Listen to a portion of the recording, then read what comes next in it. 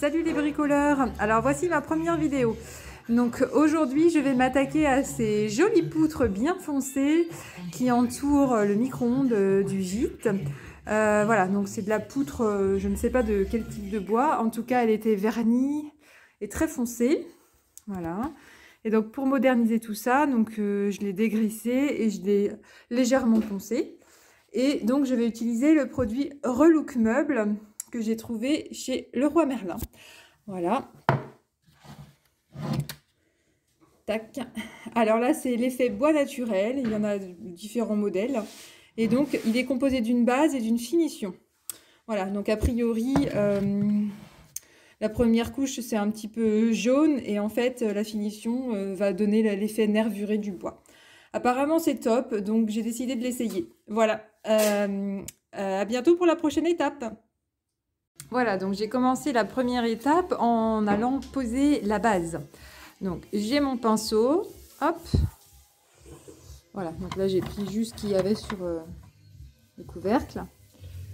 Et tout simplement, on va venir étaler la peinture tranquillement. Donc là pour le coup, moi c'est du bois un peu brut, il y a des trous, il n'est pas très chouette.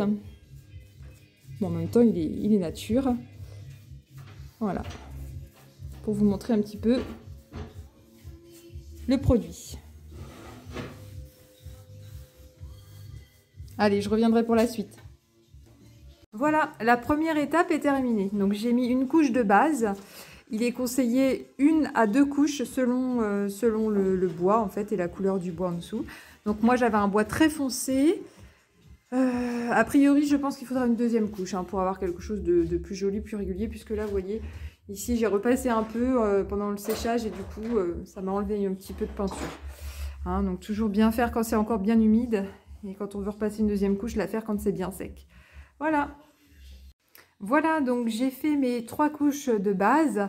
Voilà, j'en ai fait 3 couches parce qu'effectivement, une couche, on voyait encore beaucoup trop le bois en dessous. La deuxième couche, c'était encore un peu limite.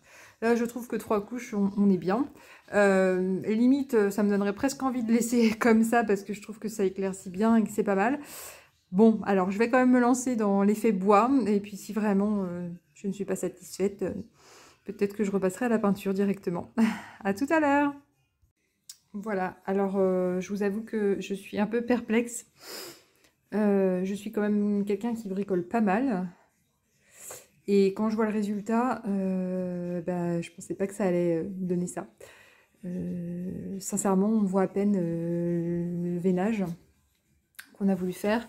Alors, j'ai peut-être pas les outils adaptés, parce que c'est vrai que j'ai pas acheté la brosse spéciale, etc. Mais en fait, il se trouve que la peinture de base, elle donne un aspect hyper lisse.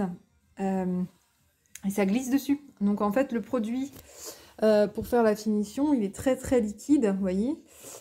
Et du coup, quand on veut l'appliquer, ça a tendance à glisser, à couler presque en fait, si on en met trop. Donc du coup, j'ai pas voulu en mettre de trop. Et ensuite, ce que j'ai fait, c'est comme j'avais pas de brosse ou autre, j'ai pris, vous voyez, un vieux, vous voyez, c'est vraiment une vieille brosse à balai, pour donner un peu plus. Bon, voilà le résultat après 2 couches de finition.